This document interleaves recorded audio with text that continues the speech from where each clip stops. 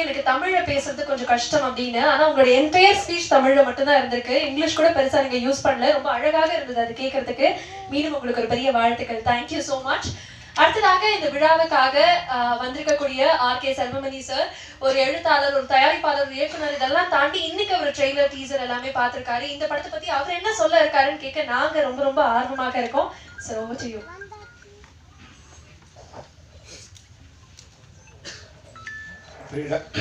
Freedom திரைப்படத்திற்கு இசை வெளியீட்டு விழாவுக்கு வருகை தந்துள்ள நண்பர்கள் அனைவருக்கும் என்னுடைய வணக்கம். உண்மையாகவே இந்த ட்ரெய்லர் பார்க்கும்போது ஒரு ஃப்ரெஷ்ஷாக ஒரு படத்தை பார்க்குற மாதிரி இருந்தது. ரொம்ப நாளுக்கு அப்புறம் ஒரு உண்மை சம்பவத்தின் அடிப்படையில் இந்த கதையை பார்க்கும்போது தமிழ் சினிமாவுக்கு ஒரு புதிய வரவாக தான் இந்த திரைப்படம் நடந்திருக்குது. இந்த திரைப்படத்தோட தயாரிப்பாளர் எனக்கு வந்து மிக நெருங்கிய நண்பர்.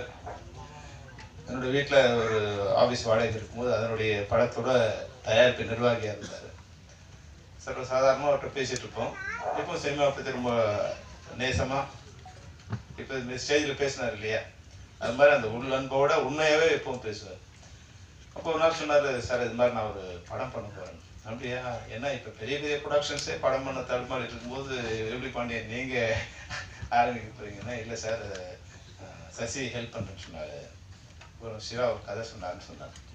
அந்த கதை எனக்கு படம் ஆரம்பிக்கிறதுக்கு முன்னாடி என்கிட்ட சொன்னார். நான் ஒரு படத்தை டைரக்ட் பண்ணணும்னு நினச்ச சில படங்கள்ல இந்த படம் ஒரு படம். சிவா இந்த படத்தை கதையை எனக்கு சொல்லும்போது இந்த படத்தை நான் டைரக்ட் பண்ணணும் அப்படின்னு நினச்சேன். ஏன்னா எனக்கு ரொம்ப நெருங்கிய ஒரு படமாக இருந்தது. நான் வந்து ரொம்ப வார் ஃபிலிம்ஸ் நிறைய பார்ப்பேன். எனக்கு வந்து லைஃப்பில் வந்து கிரேட் எஸ்கேப், பேசேஜ், வேரி குஸ்டர், இந்த 3 படமும் வந்து ஒரு 100 தடவை மேலே பார்த்துருக்கேன். அதனோட சாயலில் ஒரு படமும், அதுக்கப்புறமும் உண்மை நிகழ்ச்சியை, வேலூரில் நடந்த ஒரு உண்மை நிகழ்ச்சியை ரொம்ப அழகாக வந்து அதை ஃபார்ம் பண்ணி ஒரு மனித குலத்தில் ஒரு பகுதியோட ஒரு மனிதர்களோட வாழ்க்கையை ஒரு அழகாக வந்து அந்த கதை வந்து விளக்கி சொல்லிடுது. யாரோ சொன்னாங்க வந்து சிவா சொன்னதை விட பாண்டியன் சொல்லும்போது ரொம்ப எமோஷனலாக சொன்னாங்க. முன்னாடி பேசினவங்க யாரோ சொன்னாங்க. அந்த வகையில் ரொம்ப சிறப்பாக சொன்னார் உங்கள் கதையை வந்து பாண்டியன்கிட்ட. உண்மையாகவே பாண்டியனுக்கு ஒரு நல்ல நேரம் தான். ஏன்னா நல்ல நேரம் எப்படி வரும்னா, அந்த அமையிற சிச்சுவேஷன் வந்து ரொம்ப தானாக சேர்ந்து அமையும். ஏன்னா வந்து இந்த படத்துக்கு வந்து ஃப்ரீடம் பேர் வச்சுருக்காங்க. எப்பவுமே ஃப்ரீடம் சாதாரணமாக வராது, கஷ்டப்பட்டு தான் வரும். கஷ்டப்பட்டு வந்தால் அது ஃப்ரீடம் கிடையாது. நம்ம எந்த ஃப்ரீடத்துக்கு நம்ம ஆசைப்படுறோமோ அந்த ஃப்ரீடம் தலைப்பு சில நேரங்களில் வந்து அதை நமக்கு தெரியாமல் அதை தீர்மானிக்கும். ஃப்ரீடம் படம் தலைப்பு வைக்கும்போது அது வந்து அவர் சிரமப்பட்டு தான் அந்த படத்தை வந்து மூவ் பண்ணார். உண்மையாக நான் இங்கே ஸ்டேஜில் பார்க்கும்போது அந்த சிரமம்லாம் எதுவுமே இல்லாமல் மிக அழகாக வந்து ஒரு பிளான்டு சப்ஜெக்டை வந்து ஒரு 3-4 மாதத்துக்குள்ள பண்ணால் எப்படி வந்து ஒரு ஒழுங்கு நேர்த்தி இருக்குமோ அந்த ஒழுக்கத்தை நேர்த்தியாக அந்த திரைப்படம் அமைஞ்சிருக்கு. இதுக்கு வந்து உங்களுக்கு அமைந்த யூனிட்டு தான் காரணம். அது டைரக்டர் சிவாவாக இருக்கட்டும், இல்லை வந்து கேமராமேனாக இருக்கட்டும், இல்லை ஆர்ட் டைரக்டராக இருக்கட்டும், அவங்கெல்லாம் வந்து ஏதோ ஒரு வகையில் இந்த படத்தோட வந்து அட்டாச் ஆகியிருக்காங்க. அதுபோல் வந்து நம்ம சசி சாரம் வந்து தயாரிப்பாளர்களுக்கு மிக இணக்கமான, மிக உண்மையான ஒரு நெருங்கிய நண்பராக இருக்கார். ஏன்னா நான் என்னுடைய உதவியாளர் ஒருத்தருக்கு ஒரு கதையை கேட்டால் அந்த கதை நல்லா இருந்தது. உடனே அவருக்கு ஃபோன் பண்ணி, சசி இது மாதிரி ஒரு கதை இருக்குது கேளுங்க என்ன. நான் ஒரு 10-15 பேருக்கு சொல்லியிருக்கேன். அதில் வந்து அடுத்த வாரமே அவராக கூப்பிட்டு கதையை கேட்ட 3 பேரில் சசியும் ஒருத்தர்.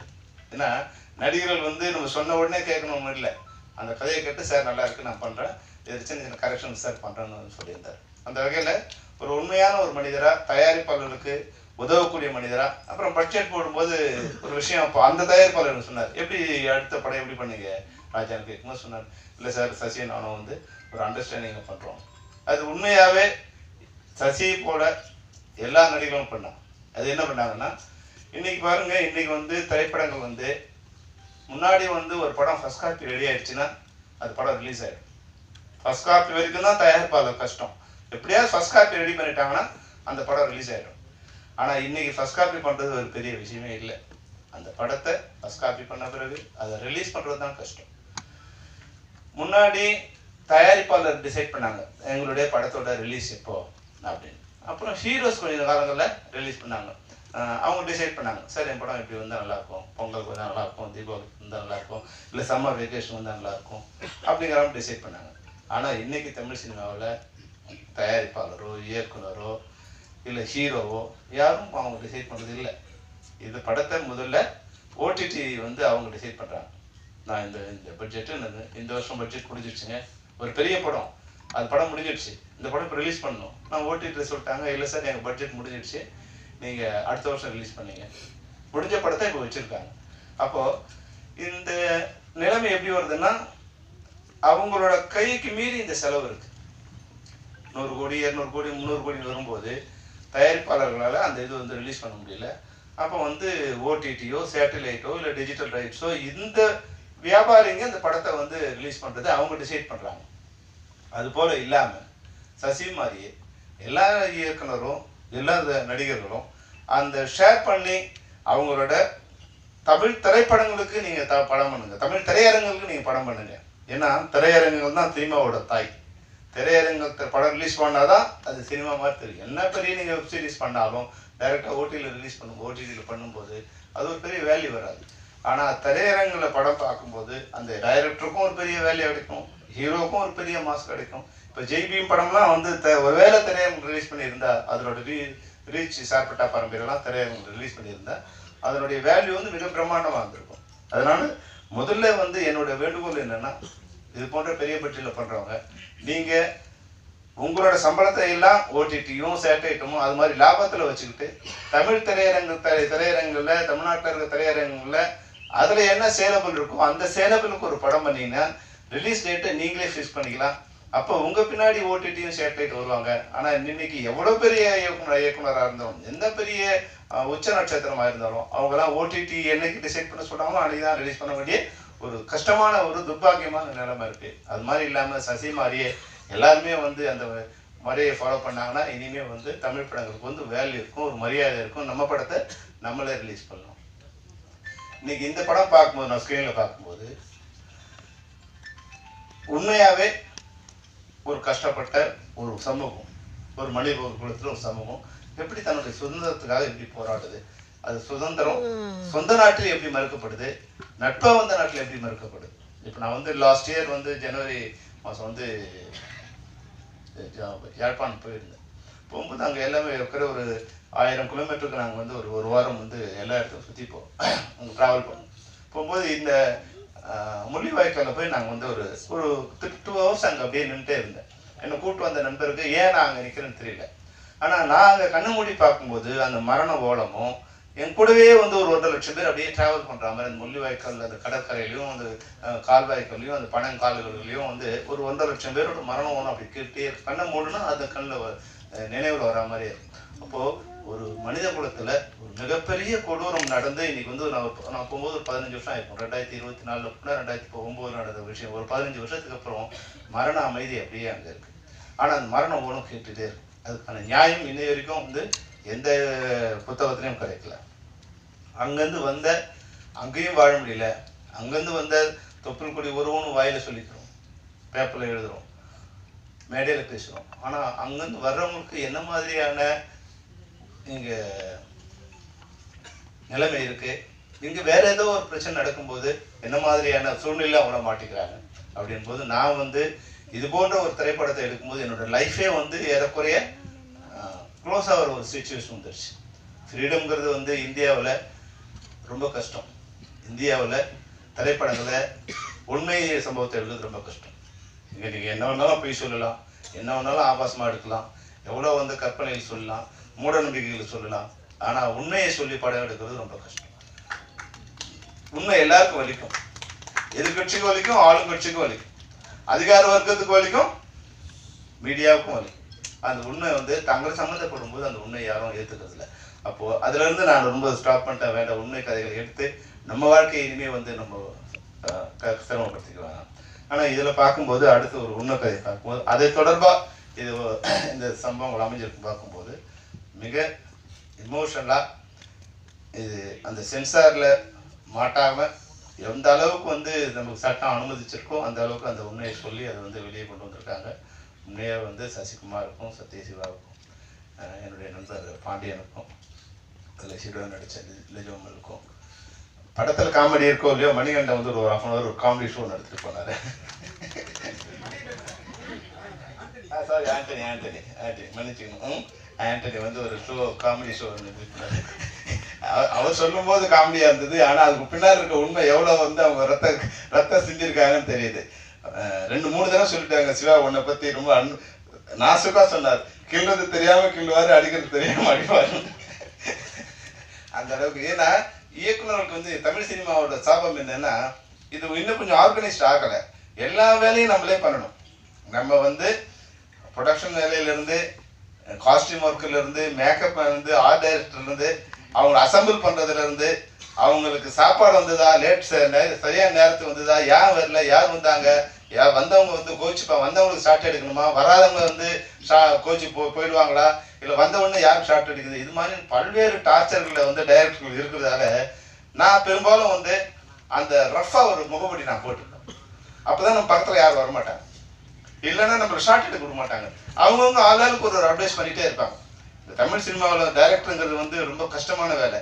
வரவெல்லாம் அட்வைஸ் பண்ணுவான். சார் இந்த ஷார்ட் இப்படி இருந்தால் நல்லா இருக்கும், அப்படி இருந்தால் நல்லா இருக்கும் அப்படின்னு சொல்லுவான். அப்புறம் போன பிறகு அந்த ஹீரோ பக்கத்தில் போய் நின்றுட்டு அங்கே எங்கேயா வந்து சொல்லுவான். நம்ம பிளான் பண்ணி ஒரு 4 நாள் ஃபைட் எடுக்குது, ஒரு 2 நாள் எடுக்கலாம் நினைக்கும் போது ஹீரோ பக்கத்தில் போய் நிற்பான் ஒருத்தன். சார் டைரக்டர் சுத்துறா சார் டைரக்டர் அப்படின்னா உடனே வந்து ஹீரோ நம்ம பார்த்துட்டு வருவார். சார் உன்னை என்னப்பா நீ பிரம்மாண்டமாக இருப்பேன்னு சொல்லி வந்தா ஏன் ப்ரொடியூசர் தான் சொன்னாரா? நமக்கு தெரியும் இந்த படத்தில் எவ்வளோ இந்த ஃபுட்டேஜ் எவ்வளோ வரப்போகுது, இதுக்கு எவ்வளோ நேரம் இருந்தால் எவ்வளோ கால்சி டைம் இருந்தால் போதும் நமக்கு தெரியும் இல்லையா? ஆனால் அவங்க என்ன நினைப்பாங்கன்னா ஏதோ நம்ம சுத்துறோம் அப்படிங்கிறவங்க நினைப்பாங்க. அது மாதிரி பல்வேறு விதமான இந்த கூட எல்லாருக்கும் ஒரு கூட 2 பேர் வருவாங்க. அவங்க வந்து படத்துக்கு எந்த விதத்திலும் உதவியாக இருக்க மாட்டாங்க, எல்லாம் உபத்திரமா இருப்பாங்க. அது ஹீரோ கூட 2 பேர் வருவாங்க, ஹீரோயின் கூட 2 பேர் வருவாங்க, நாசம் பண்ணிடுவாங்க நம்மள. அங்கே போய் நின்றுட்டு சார் அவங்களுக்கு 2 ஷார்ட்டு எக்ஸ்ட்ரா எடுத்துட்டாங்க சார். அவர் ரொம்ப இல்லை சார் நேற்று நைட்டு அவர் ஒரு டபுள் ஆக்ட் ஹீரோ வச்சு படம் எடுத்தா நம்ம சேர்த்தோம். அது பெரிய ஹீரோவாக இருந்தாலும் சரி, சின்ன ஹீரோவாக இருந்தாலும் சரி சேர்த்தோம். அது மாதிரி டபுள் ஹீரோயின் போட்டு படம் எடுத்தாலும் படம் முடிகிற வரைக்கும் நம்ம வாழ்க்கையில் பாதி ஆயுசு முடிஞ்சு போயிடும். அவங்க காஸ்டியூம் நல்லா இருந்துச்சு, நம்ம போய் கடையில் எடுக்க போகிறது கிடையாது. காஸ்டியூம் இதே எடுத்துட்டு வருவோம், அந்த கலர் கொஞ்சம் பிரைட்டாக இருக்கும். இன்னும் இங்கே காஸ்டியூமர் சொல்லுவோம், அம்மா பார்த்தீங்களா அவங்களுக்கு ஒன்று அவங்க கோச்சிட்டு போய் உட்காந்துருப்பாங்க. ஏன் கோச்சிட்டாங்கன்னு தெரியாது, கோச்சிட்டாங்களா இல்லையான்னு தெரியாது. அப்போ அவங்கள போய் சரி பண்ணி கூப்பிட்டு வரணும். இதெல்லாம் வந்து டைரக்டருக்கு ஒரு டார்ச்சரான இது இருக்கும். அப்போ இதையெல்லாம் சமாளிக்கிறதுக்கு பெரும்பாலும் டைரக்டருக்கு என்ன பண்ணுவாங்கன்னா ஒரு ரஃப்பாக இருக்க மாதிரி அந்த நேரத்தில் வந்து கொஞ்சம் வல்கராக பேசுறதோ இல்லை சத்தமாக பேசுறதோ அப்படி வந்துடுச்சுன்னா பக்கத்தில் வர கத்துவோம், அவர் கத்துவாம்பா அவங்ககிட்ட விட்டுருவா அப்படின்னு சொல்லி நம்மளை கொஞ்சம் ஃப்ரீடமாக விடுவாங்க. அது மாதிரியான ஒரு போர்வையாக தான் சிவாவுக்கு இருக்குன்னு நினைக்கிறேன். ஏன்னா சிவா பார்க்கும்போது ரொம்ப ஸ்மூத்தான ஒரு நண்பராக தான் இருக்காரு. அந்த வகையில் இந்த படம் உண்மையாகவே ஒரு சிறந்த படம். அதாவது பத்திரிகையாளர்களுக்கும் இணைய நண்பர்களுக்கும் ஒரு வேண்டுகோள் என்னன்னா, இப்போ எல்லாமே முன்னாடி மாதிரி படம் பார்த்து அது பிக்கப் ஆகுது அந்த இதெல்லாம் இல்லவே இல்லை. நீ படம் பார்த்தோமா அந்த வெள்ளி சனி ஞாயிறோட படம் முடிஞ்சிடும். அதனால நீங்க அதை பற்றியான நல்ல விஷயங்கள் எழுதுறதுக்கு 100 விஷயங்கள் இந்த படம் இப்போ ட்ரைலர் பார்க்கும்போது சாங்ஸ் பார்க்கும்போதும் இந்த படத்தை பற்றி எழுதுறதுக்கு நல்ல விஷயங்கள் 100 விஷயங்கள் இருக்குது. அதனால் நீங்கள் இதை பற்றி நல்ல விஷயங்களை எழுதி மைனஸ் எதாவது இருந்தால் 3 நாள் கழிச்சு எழுதுங்க. எப்படி அதுக்குள்ள பெட்டி வந்து திரும்பி வந்துடும். நீங்கள் வந்து எங்களுக்கு படம் ஓட வேண்டிய அவசியம் இல்லை. நாங்கள் எதிர்பார்க்கறதே இப்போ வந்து வெள்ளி சனி ஞாயிறு தான். அதுக்கப்புறம் வந்து தேட்டருக்காரங்க தான் படம் ஓடுது தவிர ப்ரொடியூசருக்கு ஓட போகிறது இல்லை.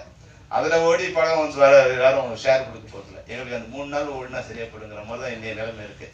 அதனால் நீங்கள் ஒரு 3 நாள் வெயிட் பண்ணுங்கள். முதல் நாள் 24 hours சொன்னேன். அப்புறம் ஒரு 10 ஃபோன் பண்ணி சொன்னார் ஒரு ப்ரொடியூசர், என்னப்பா நீ 24 மணி நேரம் கழிச்சு போட சொன்னேன். சொன்னால் ஒரு 72 மணி நேரம் கழிச்சு சொல்லியிருக்கலாம்ல, அதுக்குள்ள நம்ம முதல்ல தேர்த்திடலாம்ப்பா அப்படின்ட்டு. அதனால் உங்களுக்கு ரெக்வஸ்ட் என்னன்னா ஒரு திங்கட்கிழமை உங்களுடைய ரிவ்யூ போடுங்க. அதுக்கப்புறம் நல்லது கெட்டது பார்த்து அவங்க ஜனங்க பார்க்க வைப்போம். இந்த படத்தில் பாண்டியனுக்கு எப்படி ஒரு நல்ல நேரம்னா டூரிஸ்ட் ஹோம் வந்த பிறகு இந்த படம் வருது. அது வந்து பாண்டியனுக்கு வந்து ஒரு மிக அதுதான் நல்ல நேரம் சொல்லுது. அந்த படத்தோட வெற்றி நிச்சயமா வந்து ஒரு புல்லிங் இருக்கும் ஆடியன்ஸுக்கு வந்து வருது. அது மட்டும் இல்லாமல் அந்த வெற்றி படத்துக்கு பின்னாடி சசியோட படம் ஒன்று ஓடிச்சு, அடுத்த படம் சசியோட படம் வரும். அது போல இல்லாமல் எது மாதிரி படம் ஓடிச்சோ அதனோட அடுத்த பாகம் மாதிரி இந்த படம் இருக்கு. டூரிஸ்ட் ஹோமோட படத்தோட தொடர்ச்சி மாதிரியே இந்த படம் இருக்கிறதால நிச்சயமா ஒரு மிகப்பெரிய புல்லிங் இருக்கும். அதனால இந்த படத்தோட வெற்றி எனக்கு தெரிஞ்சு வந்து கொஞ்சம் ஈஸியாக இருக்க மாதிரி தெரியுது. பாண்டியனோட மனசுக்கு அவர் பேசும்போது உங்களுக்கு தெரிஞ்சிருக்கும், நன்றியை கடைசியாக தான் சொல்லணும். ஆனால் வரும்போதே நன்றி சொல்லிட்டார். வரவேற்க சொல்லும்போது அவர் நன்றி சொல்லிட்டார். ஏன்னா அவர் மனதெல்லாம் நன்றி நிறைந்திருக்க நன்றியுள்ள மனிதர் பாண்டியன். அதனால அந்த வார்த்தையிலேயே அவர் நன்றி சொன்னார். அவர் வாழ்வாங்க வாழணும். இந்த படம் அவர் முதல் படமாக எடுத்திருக்காரு. இந்த படம் வெற்றி படமாகி பல படங்களை பாண்டியன் தயாரிக்கணும்.